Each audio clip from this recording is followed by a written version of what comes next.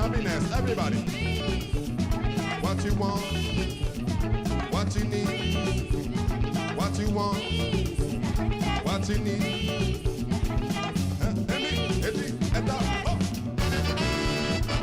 Oh, my cosa.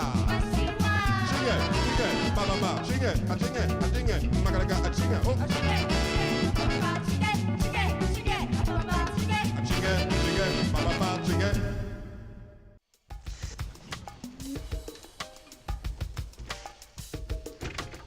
Ça va, maman? T'avais l'air contrariée tout à l'heure au téléphone. Je comprends pas. Je fais et je refais les comptes. Il manque quelque chose. Comment ça, il manque quelque chose? Il manque de l'argent dans la caisse. Tu t'es pas trompé? Il manque combien? Presque 300 €. 300 € sur la semaine? Non, juste aujourd'hui. Oh! Et c'est pas la première fois. Quoi? Eh ben oui. Au début, c'était 20 € par-ci, par-là. Je me disais que c'était des erreurs en rendant la monnaie. Et je disais à Amadou de faire attention. Mais là, je commence à trouver ça bizarre. Quand même pas que c'est Amadou qui a volé dans la caisse? Qui d'autre? Le petit là, non, c'est pas possible. Il doit y avoir une autre explication, c'est pas le genre d'Amadou, ça. T'en as parlé à papa? Mais lui aussi, il dit comme toi. C'est pas le petit, il faut le laisser tranquille. En attendant, les trous augmentent. Et puis en ce moment, on ne peut pas lui parler. Il prend tout de travers. Tu veux que je parle à Amadou? Parler à Amadou? Ça change quoi? Hein? Moi, je veux le renvoyer un point, c'est tout. De toute manière, on ne verra jamais l'argent. Mais maman, on peut pas renvoyer une personne sans preuve? Mais quelle preuve? Hein? Quelle preuve? Si l'argent disparaît, c'est forcément Amadou. Hein? Ton père et moi, on ne se vole pas nous-mêmes, non? Ce petit-là, quand je pense à tout ce qu'on a fait pour lui, j'ai cru vraiment qu'on allait le sauver de la rue. Un arbre est mal planté. On ne peut jamais le redresser. Ça, je te dis, on ne peut jamais le redresser. Amadou! Amadou! Amadou! C'est quoi l'histoire? Tu tapes dans la caisse de mes parents? Quoi? Tu prends de la thune dans la caisse de mes parents? Mais t'es fou ou quoi? Tes parents, c'est comme mes parents? Vas-y, on parle là. Il manque 300 €. C'est pas la première fois. Comment t'as pu leur faire ça? C'est pas moi, gars. Comment ça, c'est pas toi? C'est qui? C'est ma mère, peut-être? C'est pas moi, je te dis. C'est pas le petit, il faut le laisser tranquille. Mais c'est qui alors? Ça va pas te plaire, gars. Ça va pas te plaire. Amadou n'a rien à voir dans ça. Mais où est passé l'argent? Il s'est envolé. C'est moi qui l'ai pris, j'allais le remettre. Qu'est-ce que tu racontes? Je te jure, gars. C'est pour ça que j'ai rien dit quand ta mère, elle m'a demandé pour la thune. J'ai bien vu qu'elle me regardait bizarre, mais qu'est-ce que tu voulais que je dise? Mais pourquoi tu m'as pas dit? Depuis ce matin, je cherche. J'ai pas pensé à te dire. Et tu étais à l'association et moi je devais aller apporter l'argent. Hé! Bandeko. Ewa mambo. Désolé, gars. Désolé. Hassana, on peut se voir là? Je suis au cabinet là, il y a un truc? Il y a un problème avec mon père. Un gros problème. Vas-y, passe. Hassana, je sais pas comment faire. Tu te rends compte, putain, mon père joue l'argent du commerce? Lui qui est si carré. Tu sais, le jeu, c'est une addiction. Personne n'est vraiment à l'abri. Le truc, c'est que c'est un vrai piège. Ça fonctionne comme une drogue. Avec une sensation de manque. Plus tu joues, plus t'as envie de jouer. Ouais, mais ce qui est dingue dans tout ça, c'est que je me suis rendu compte de rien. Ben ouais, c'est normal. Les personnes qui jouent se cachent le plus souvent quand ils se rendent compte qu'ils ont un problème de jeu. Ils mentent. Ils sont prêts à raconter n'importe quoi pour masquer la vérité. Alors l'entourage met du temps à comprendre ce qui se passe. T'as rien à te reprocher, mon vieux. Je pensais pas que mon père pouvait tomber dans ça. C'est vrai que ces derniers temps, il avait l'air vraiment stressé, mais j'ai mis ça sur le compte de la fatigue.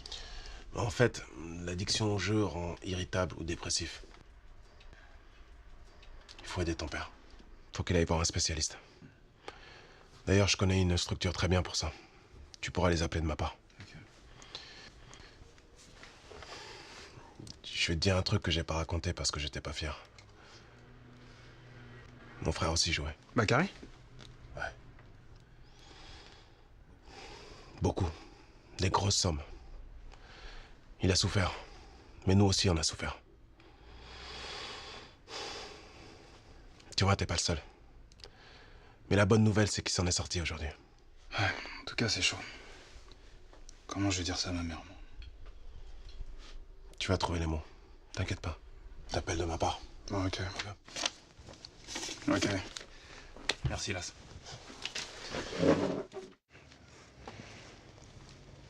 Papa, je peux te parler? Amadou m'a dit pour l'argent. Il t'a dit quoi? Qu'est-ce qu'il sait même? Sa bouche-là n'a qu'à rester fermée. Hein? Il m'a dit que tu jouais et que tu perdais beaucoup. Il voulait rien dire, c'est moi qui l'ai forcé à parler. Papa, il faut que t'arrêtes avec cette histoire de jeu, là. C'est ton argent? C'est toi qui te lèves à 5 h du matin pour travailler? Ah, laisse-moi tranquille. Papa, vraiment pardon. Mais l'argent que tu gagnes à la sueur de ton front, tu peux pas le perdre au jeu bêtement. Bêtement? Tu me traites d'idiot? Tu viens te mettre devant moi pour me juger. Gilles, je suis ton père. Parle-moi autrement. D'accord?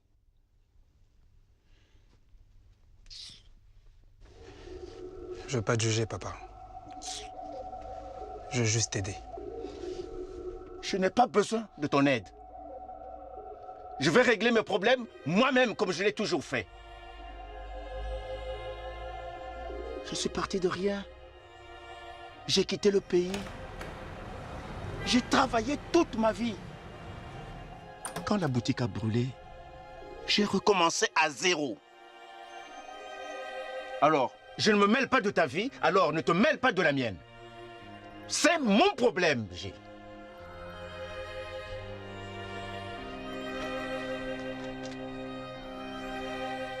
C'est pas seulement ton problème. C'est aussi le mien, non? De quoi tu parles? Je parle de l'homme que j'ai épousé et que j'ai fait serment d'épauler toute ma vie.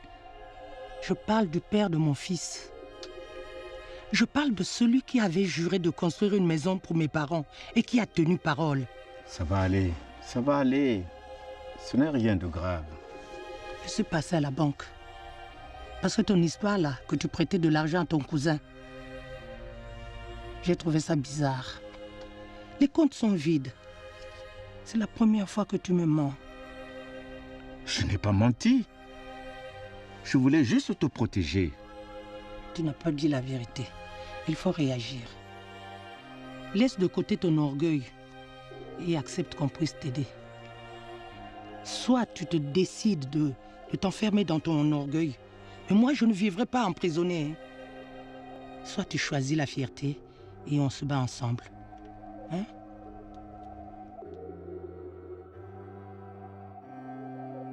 Au début, c'était des petites sommes.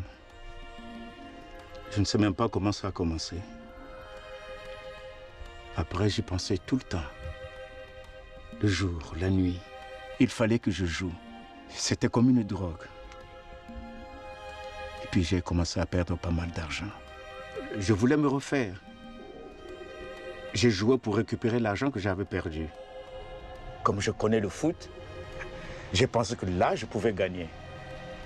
Mais non. J'ai perdu encore plus. C'est pour ça que tu dormais plus et que tu étais toujours de mauvaise humeur. Mais pourquoi tu n'as pas parlé avant? J'allais te dire quoi? Que j'étais comme un drogué avec le jeu? Que notre argent est parti en fumée? Non, vraiment non. J'ai attiré des problèmes sur cette famille. Je vous demande pardon. Pardon. Tu l'as dit, papa. On est une famille. On va s'en sortir.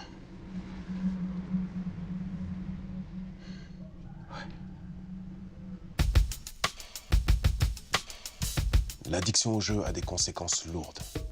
Des couples se séparent. Des gens perdent leur emploi et s'endettent considérablement. Pour s'en sortir, il vaut mieux se faire aider. Le soutien des proches est nécessaire. Il faut aussi orienter le joueur vers des structures qui l'aideront à soigner son addiction.